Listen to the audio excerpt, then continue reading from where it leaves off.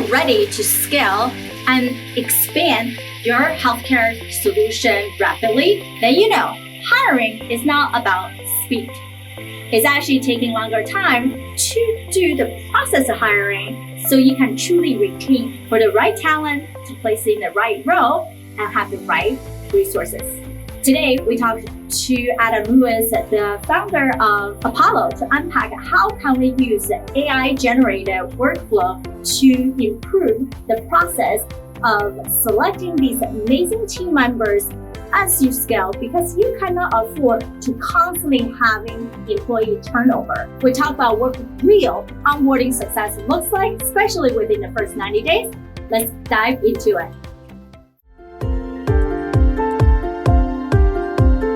Welcome to Provider's Edge, the podcast that helps healthcare entrepreneurs and innovators break down barriers and control their business, life, and future with valuable action steps. With me, your host, Sabrina Runbeck, a recovered clinician and a business deal catalyst. Let's rewrite the rules and create a positive social impact while increasing your profitability. Before we dive into today's expert conversation, I want to pause for a moment and talk directly to the founders in the room, especially if you're preparing for a raise or aiming to land a pivotal partnership this year. Your pitch isn't just a story, it's a strategy. And if you're still guessing what investors or decision makers want to hear, you already behind. This is exactly why we build Pitch Perfect Workshop. We don't just critique your pitch, we co-create it with you. You'll walk away with a persuasion scorecard and a rewrite pitch that turns attention into action. Apply now at postpointpass.com/pitch-workshop. Now, let's dive into today's conversation. Whether you're making strategic decisions, navigating uncertainty, or looking for a smarter way to grow, this episode offers insight worth pausing for. Welcome back for another episode. We're at Point Click Care Summit today, and then so excited to have Adam here with us. One of the major passion of myself has always been, how do we lead with passion, with high performance, and yet at the same time have that resilience to continue to grow, continue to be innovative, and be open-minded enough to see there are multiple dimensions of who we are as a person. And sometimes the lack of forward motion is actually just that in alignment in what you think things should be done, what other people's vision is, what the true purpose is. And we get lost in the shuffles and buffles of just doing more things. And at the end of the day, it's about human capital. And then whether that's executive leadership capital or the implementers, right? The managers, the doers. We have to all synchronize that way. And Adam has a really interesting background technology to really solve those problems in hiring within the healthcare staffing. And we know because healthcare is complicated, licensing and getting people continue ed. I just finished my renewal 10-year board exam. Oh, nice. Don't have to think of that for 10 more years. Congrats. But it's a hassle for getting licensing in different places, like myself, still do some medicine, but travel all over. And just having people who want to stay in your organization and not just bouncing back and forth and all over the place. So Adam, tell us a little bit about yourself. How did you get into this niche of anything that you could do in healthcare? Yeah, no, Sabrina, thank you very much. Appreciate the introduction, and your passion for this is really exciting, and just to be able to chat with you is great. So Apploi, we've been around for a bunch of years. How did I get into it? I've been in the HR tech side of things for many years, probably 15 years before that. And then about 8 or so years ago, we decided to really focus on the problem within healthcare, because as you say, there is a huge amount of market share, but also people going into these roles are actually really providing care, right? For people that potentially are extremely vulnerable and are relying on the best type of care. And it's complicated, right? Getting a job in certain other industries might be a little bit easier.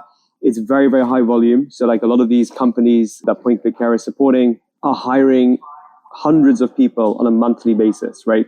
Certified nursing assistants, LPNs, RNs, people that are really going to be by the bedside, helping those people that are desperate for that top level of care. And in the US, there's a reality that getting that type of worker into a facility without the right technologies and systems and efficiency can take many, many days. I think the average is actually over 40 days. So, being in HR tech, understanding tools and opportunity for efficiency to streamline workflows for workforce planning, I thought this was really something where there needed to be more innovation. And it was a drive. I've always had a drive to help people like yourself find opportunities, things that they can become passionate about. But within healthcare, what could be better? Because ultimately that job, is really doing something that's the most meaningful work that I think anyone can really do, which is care. Yeah, at the end of the day, I think we got into medicine, especially the clinical staff. In a sense, we are trained so well on assessing, getting to a plan, execution. And the mindset has always been just that.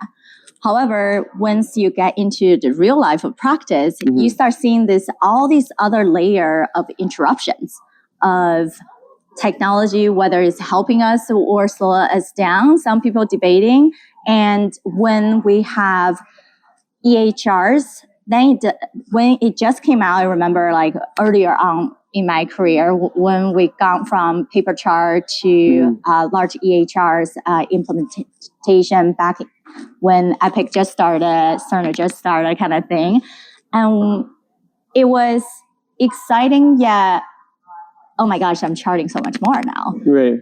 And the other challenge had been, if I'm putting in an order that I can't even find, is it actually taking me more time to do this than where it was used to be a paper standard, right? And so you putting more burden on the staffing, and we know hiring a physician level, PA level, is usually at least 1.5 to 2 times in their salary due to the onboarding, credentialing, training before they actually get to the place and they can full on.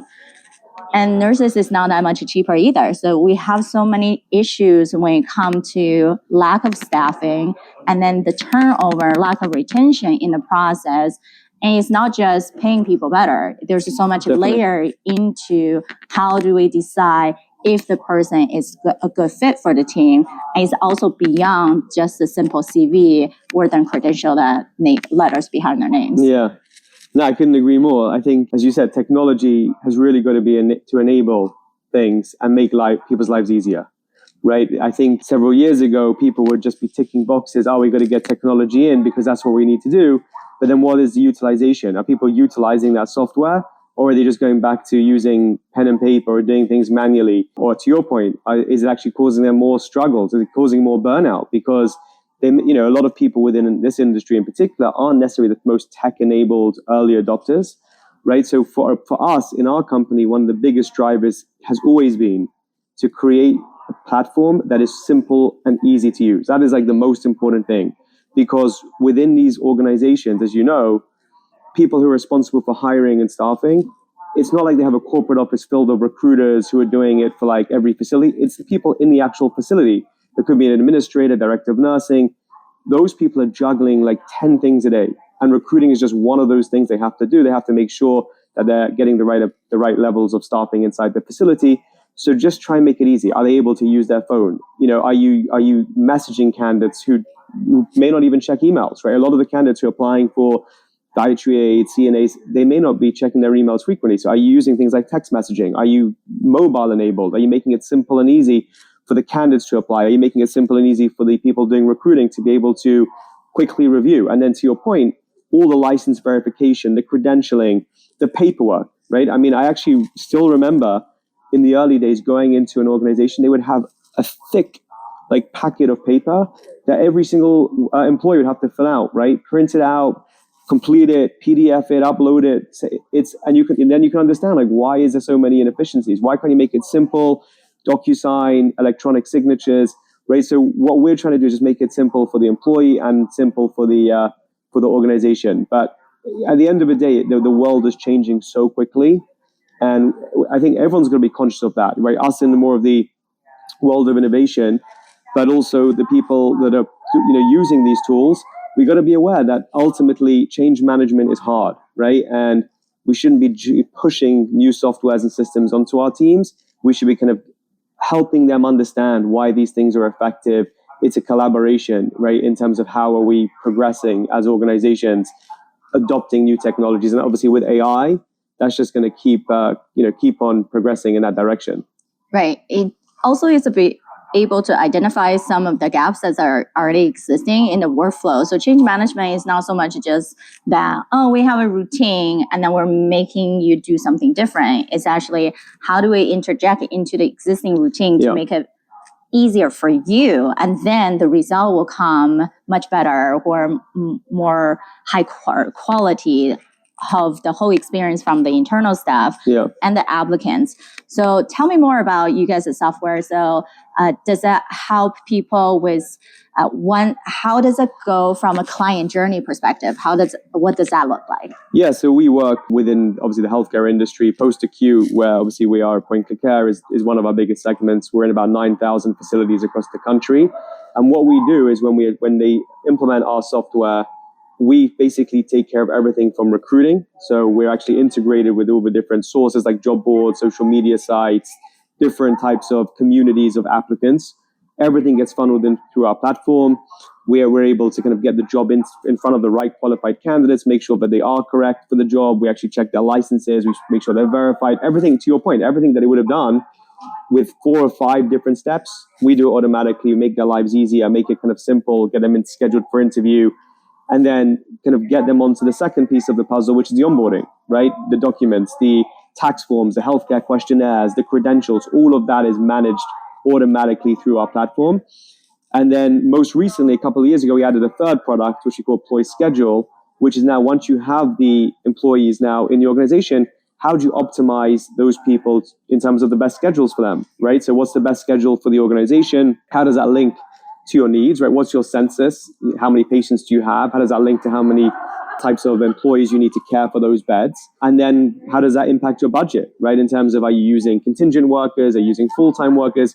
So we basically our platform manages that entire life cycle for the organization. Obviously, many people are involved in using our platform on a daily basis, but everything from finding the candidate to onboarding them and then really retaining them through helping them understand how they can find the best shifts and make the best schedules for them. Coming out of COVID, as you know, a lot of these organizations were very, very reliant on contingent workers, agency workers, which really was very tough, for the organizations in terms of from a financial burden, but also from a level of care. Having people switching in and out of the facility on a daily basis does compromise care levels, right? Having some sort of consistency is obviously very, very appreciated.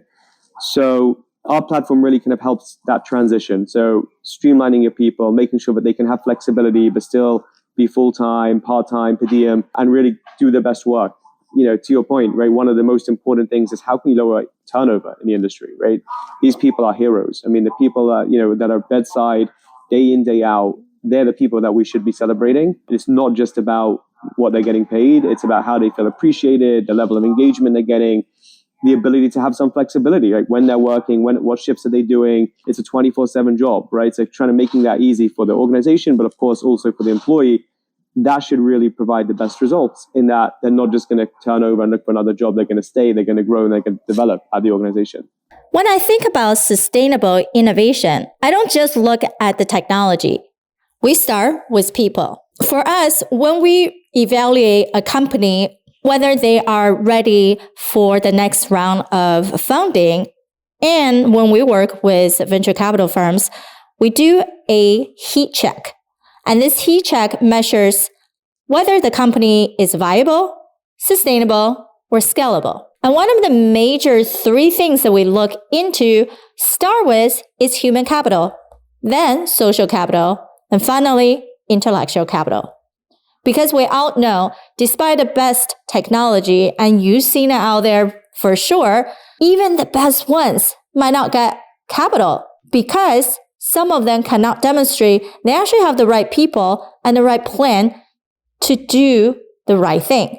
In today's conversation with Adam Lewis from Apploi, we explore how simplifying healthcare hiring can not only reduce burnout, but also radically improve retention and care delivery.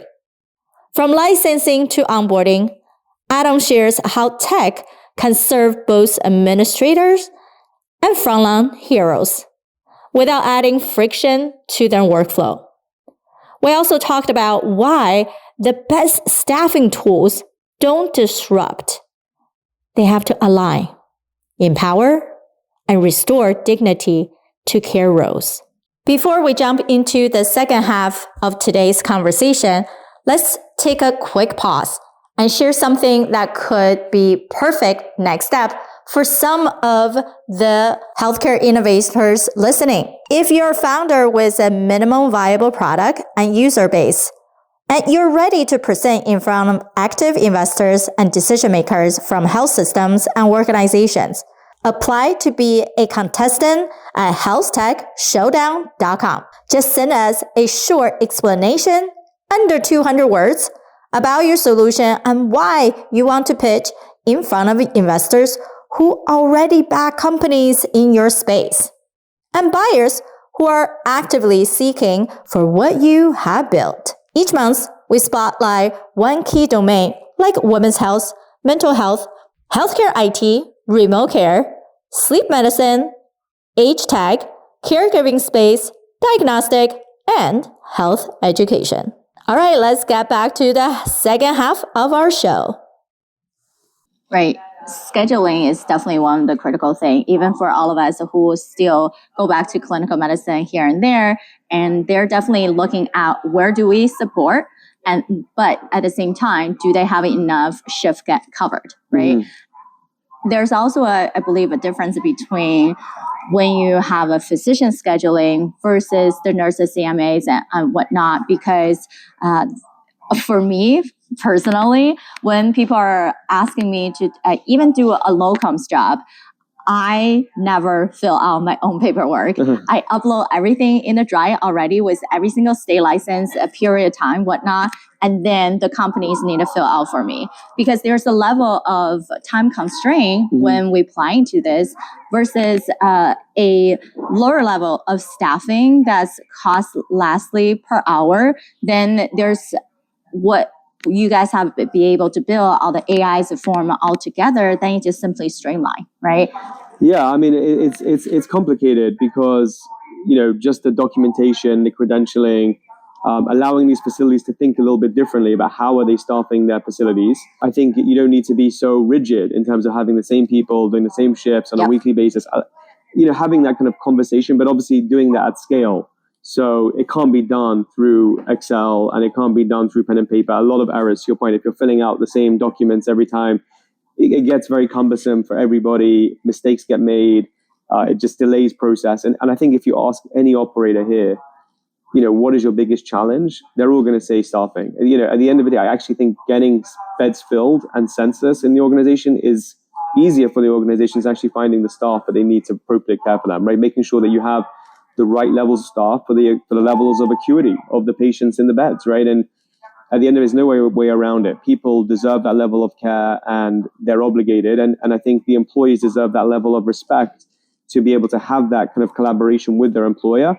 And so by being able to provide the tools to do it is very, very impactful. And it takes out a lot of mistakes and it takes out a lot of those kind of like pain points and stumbling blocks. And the goal is just to really get your people to feel more engaged, find the right work that they need to find, and do it very streamlined, just from a phone, pick up the phone, look at what shifts are available, and not have to kind of do those repetitive tasks time and time again. The schedulers at the facilities, right? Again, it's not something that they're able to kind of just get trained. It's not like they have degrees in scheduling, right? They're just trying to make sure that they have those appropriate staffing levels. So why can't AI or automation build these things out as a starting point, and then they can come in and make some edits, and it just takes out 2-3 hours of their kind of work at 12 o'clock at night when really it should just be done in a much more efficient way.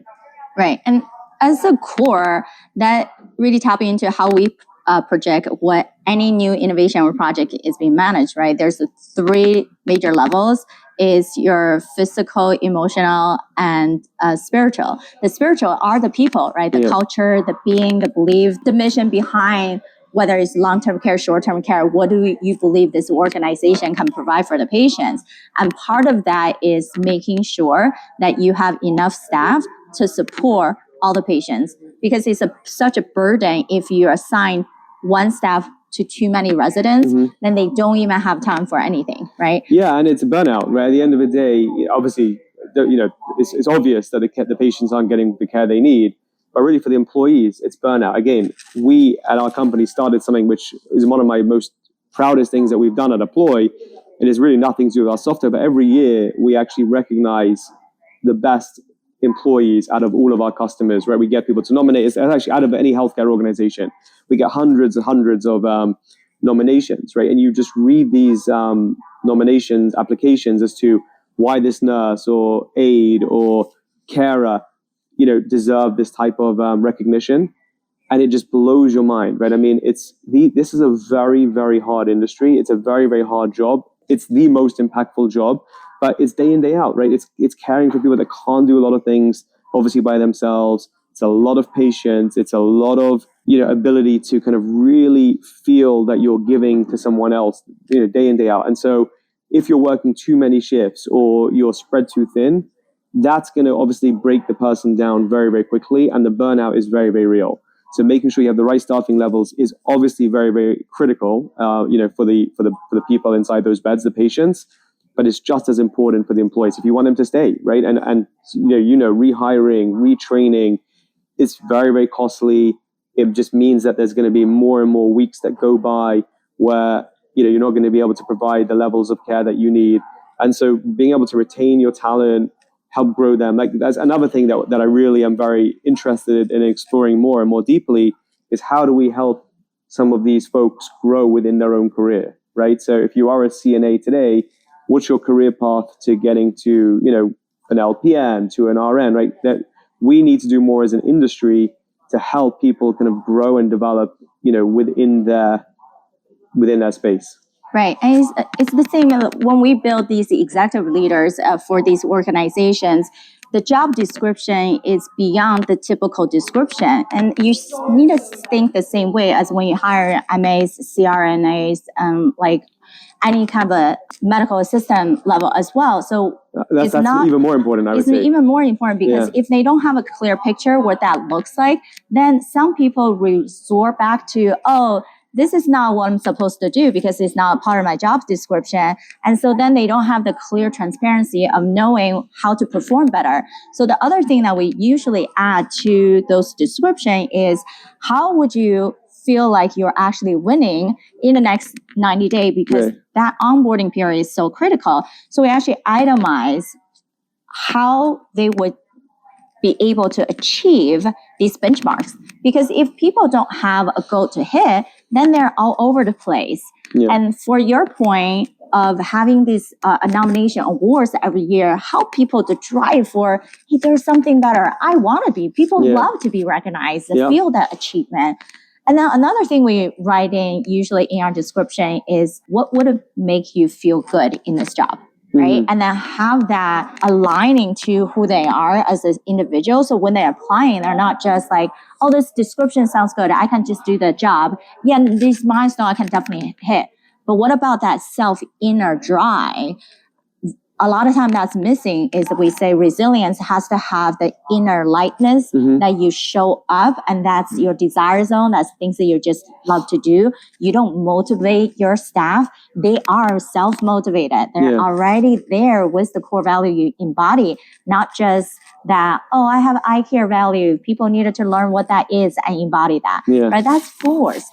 So on top of that, we make a suggestion on how do you best communicate with your upline of managers and organization leader, because at the end of the day, they are leading the mission, right? And how everybody else able to support them. Now you know if you can support them on the larger scale, right? Some from bottom up, and then top down, also understand how you function, how to support you. So you become more of a joining collaboration work. Now, when people are missing that step, then it does feel like I've been doing so much, right? Like I've been caring. But we also know from even the 5 love languages, they also have a 5 appreciation language, right? everyone has a different take on what it means for them to be appreciated. It's not so much on an end-of-year bonus. It could simply just be, hey, there's some trouble on the team. I just want you to hear me out, right? Yeah. And those type of words affirmation, as well as, oh, I see you're staying late doing charting. Is there anything else I can help you with on your patient side so you can get things done so we can all get the next shift started, right? So I feel like HR definitely is a complicated thing. Yeah, it's not that complicated. There are just fundamental things we have to assess, evaluate, and then get people to the place that they believe this is a true career. There's a ladder that they can advance, to your point, right? What does that even mean? What could that offer be? Right? Many facilities are willing to pay people to go back to school. And when you do go back to school, then you just have to give so many years back to the organization, right? So I believe there's so many different ways that we can look at this thing. Yeah, I mean, at the end of the day, it comes back to a word you said, people. Human resources, humans, right? These are people. When you look at your teams and you look at roles and jobs as what does it mean for us as a collaboration with my people, then I think you're going to get these right types of outcomes that you're describing. When you look at them as people just checking a box, doing a job, that's where it falls flat, right? Especially when you're talking about high volume, maybe slightly more entry level types of jobs. It's really about what's the aspiration? Like, what's the goals? Right? Where are you heading? What's the direction? It starts, to your point, with the job description, right? If the job description is a very flat, like these are the roles, these are the requirements of the job, 6, 7 things, A, B, C, D, E, F, G, then you're going to get the employee into a role and they're going to just be checking off their list, right? These are things I'm going to be doing. Yeah, because it's about mimicking, right? What do you show up is exactly what people see. What you're presenting. What's presenting. So whatever misconception we think we're creating is actually still back on us, right? The organization. And I think this is where healthcare really needs like a massive boost. Right? If you look at other industries that are hiring high volume types of people, even like retail, right? You and I see TV ads for like jobs at, say, Target, right? You never hear the ad saying, oh, come and work behind the cash register, right? They show a great, exciting career in retail and speaking to people and growing into management. And yeah, you're still starting as a, someone on the store floor, but the way they're describing the role and the opportunity is much more aspirational. I think healthcare, particularly in the world of long-term care and post-acute, has got to do a better job at showing, look, this is an incredible industry. As we continue the conversation, Adam and I zoomed into the real cost of outdated staffing system, an opportunity that exists when AI and automation remove complexity from hiring and scheduling. We talked about how burnout isn't just caused by long shifts. It's often the result of unclear expectations, mismatched job design, and lack of recognition. I shared how we helped companies design 90-day onboarding benchmark that helps new hiring feel like they are winning, while Adam broke down how Apploi streamlines everything from credentialing to career advancement. When people see a future for themselves, they stay. And when job description reflects a personal mission, not just a checklist, you attract those who belong on your team. Now, I want to hear from you before we go to the rest of the episode. Tell us in the comment below wherever you are watching and listening to this. Post it on LinkedIn, tag me, Sabrina Runbeck.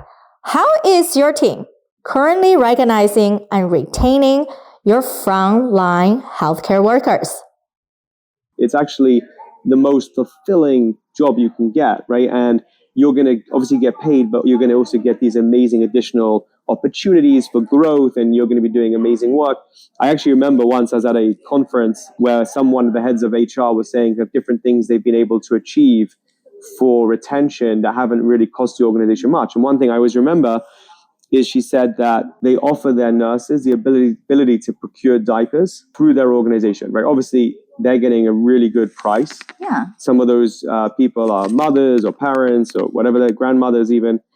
And just to be able to get that discount, right, and being able to buy the diapers through the company, it doesn't cost the company anything, but it's just an amazing, innovative idea, right? It just shows that we care for you. You're part of our family. You're not just someone who's getting a paycheck. We want to help you, right? And so I know people are very, very constrained financially, right, especially within healthcare, but there are ways that things can be done that go beyond just that kind of very static, rigid relationship, right? And I think it's about people. Right? I actually like calling HR the people organization as opposed to the HR department, right? Because it's all about the relationships. To your point, if you understand this is the job today, this is where I can grow, this is the skills I can learn, this is kind of how I'm feeling appreciated and fulfilled as a human being. That is very, very important. And there's been many, many studies actually show that is more important than even the compensation that they're earning. Yeah, exactly. We always believe in human capital is the true driver for your financial capital. And then in between of them is your social capital, right? You need to have the right people representing your company to do the core of the work, as well as the promoters, the people who truly become your champions, say the right thing, and not creating different storylines of different perception. And then that help with conversion, closing the deal, and then truly carry out what really meant to be for this organization.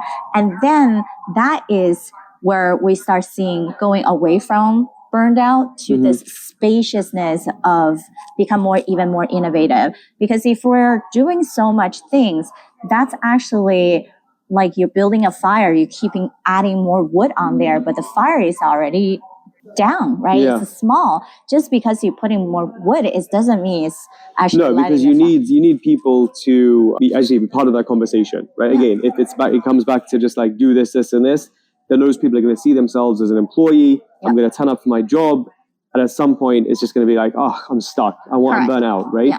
Versus, even if they're a lower level in the organization, listening to them, building up trust, listening to where they're struggling, where they're seeing opportunities, and you'll actually be surprised that the ideas that those people on the ground will give are probably some of your best ideas that you'll ever get from the organization. Yeah, you see it from the bottom. They're in the trenches. Of course, they probably can create even better ideas than you as a leader already on a different playing waveform. Yeah.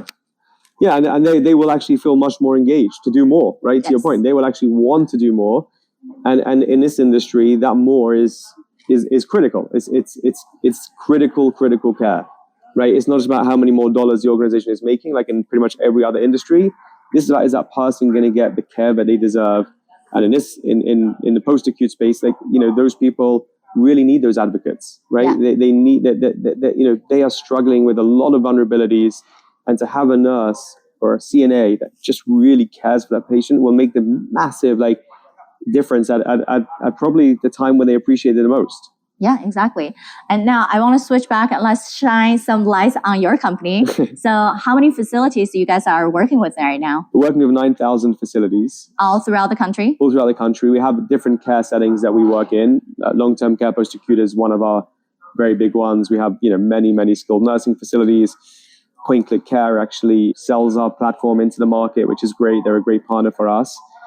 We actually have a really nice integration with them, which is very helpful on the scheduling side, because at the end of the day, you need to tie up your staffing needs to your census needs. So those things have got to talk together. So EHR and the data coming from the census directly into the schedule, building on those budgets is something that happens automatically in our products. So that's really exciting for the industry. And outside of that, we're very focused in other care settings like home care. We actually have started really penetrating behavioral health, which I know you're very passionate about as well. And it's, again, it's very fulfilling because we're effectively putting the people into positions to be helping people that need the help. Yeah. And what's the rest of the year's goal? Where are you guys heading?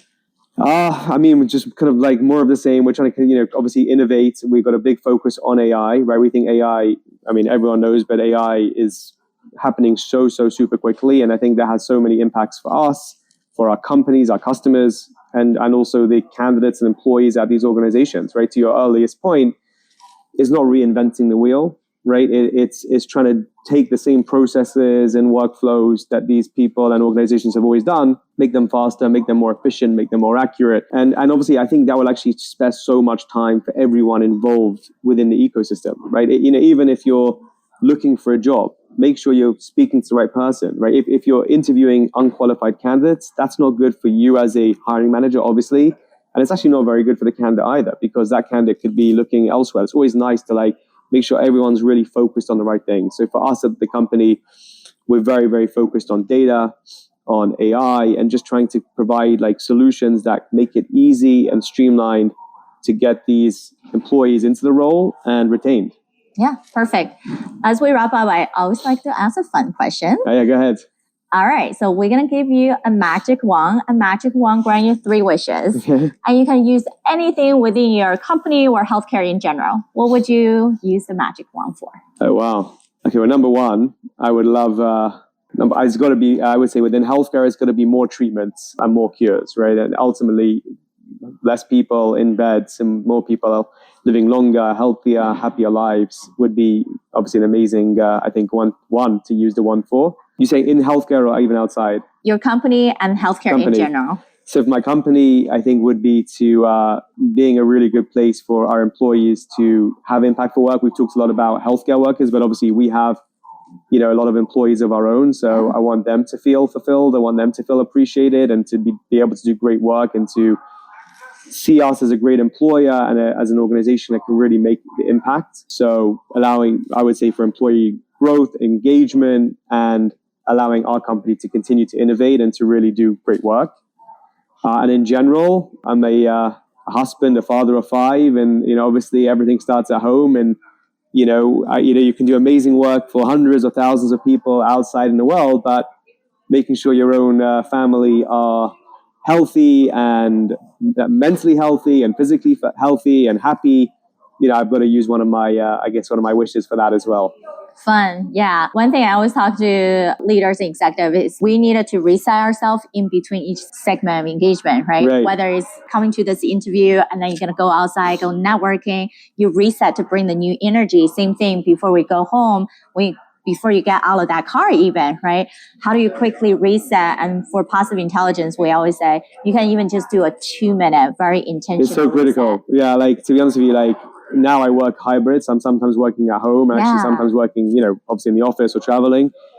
The one thing about not working at home, actually, that I really appreciate is that commute back to the house, right?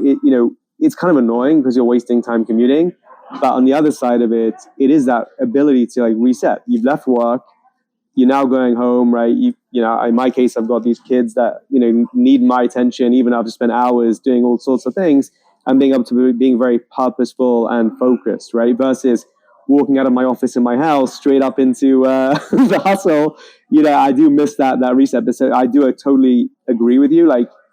Switching between gears, it's hard and it's needed, right? And honestly, we struggle that. I'm sure everyone does, right? On Zooms, right? Every day.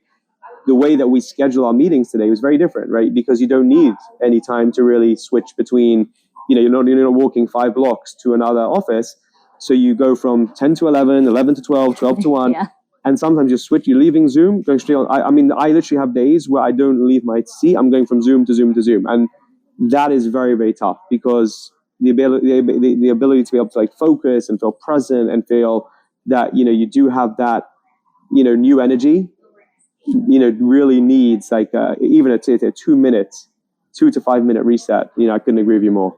Yeah, perfect. I so appreciate you for this topic discussion and for all the work that you guys are doing, leveraging PCC and continue to expand in other areas. I think at the end of the day, all of us are in similar round. We just take a different way to approach. And then it's about how do we collaborate to actually do something better together. And the more that we have these open dialogues, we can truly push things much easier forward. What would be the best way for people who wanted to have a deeper conversation with you? I'm out there. You can find us. I'm on LinkedIn. I can look up my name, Adam Lewis, Apploi. You can come to my website and reach me. Yeah. Anyway, my email address is pretty out there, so I'm accessible. And I love to be accessible. To your point, right? At the end of the day, getting out into these types of environments, conferences, shows. Yes, it's a drain a bit on time because you're not productive in other areas, but meeting people, listening, learning, that's the only way to get better, right? Awesome. And that's how you can grow. Yes. So Sabrina, I've loved this. Thank you so much. Yeah, thank you for joining me and spending some time. For everybody who's listening, watching, whether you're live streaming on our podcast or on YouTube, comment below what are something that you have been doing to elevate your own human capital, and how else can we all support you on that journey. Until next time. In today's episode, I sat down with Adam Lewis, the CEO of Apploi, to unpack the layers behind healthcare hiring, retention, and burnout. We talked about how AI can simplify staffing without losing the human element, why onboarding is more than a checklist, and how to shift from reactive hiring to building resilient teams. Adam reminded us that retention isn't a line item, it's a leadership strategy rooted in recognition, clarity, and growth. Now, here are the 6 critical things we talked about today. Number 1, hiring isn't just filling seats. It's about the right fit. Credentials and resume don't cut it anymore. We need role description that sparks purpose and onboarding benchmarks that help new hires feel they're winning from day one. Number 2, retention is more than just a paycheck. Burnout is often tied to misalignment, not just money. Recognition, flexibility, and growth paths are powerful levers that healthcare organizations must start using strategically. Number 3, change management begin with simplicity. The best tech doesn't disrupt. It integrates seamlessly into workflows. Tools should make work feel easier, not more confusing. Number 4, your frontline teams are a goldmine for innovation. If you're not listening to what your CNA, RNs, and supporting staff are seeing and struggling with, you're missing out on the very insight that could transform your operation. They see the gaps. So listen and create innovation to fill them. Number 5, onboarding should be more than paperwork. When a new team member joins, they should know exactly how they can thrive within 90 days, not just where to sign their tax forms. Number 6, AI in staffing is not just smart, it's human-centered. From shift matching to license verification, AI can empower both workers and hiring managers to make faster, better decisions while avoiding burnout and errors. So tell us, what's one small change you could make today to reduce the friction in your hiring and onboarding flow? Thank you for tuning in to Provider's Edge podcast. We hope you enjoy our latest episode and found the insights and tips helpful. We'd love to hear your feedback on the show and learn what topics you'd like us to cover in the future. So please take a moment to leave us a review on your favorite podcast platform and let us know what you think. Your feedback is essential to help us improve the show and provide you with the content you need to take your healthcare business to the next level. Thank you for your support, and we look forward to hearing from you soon.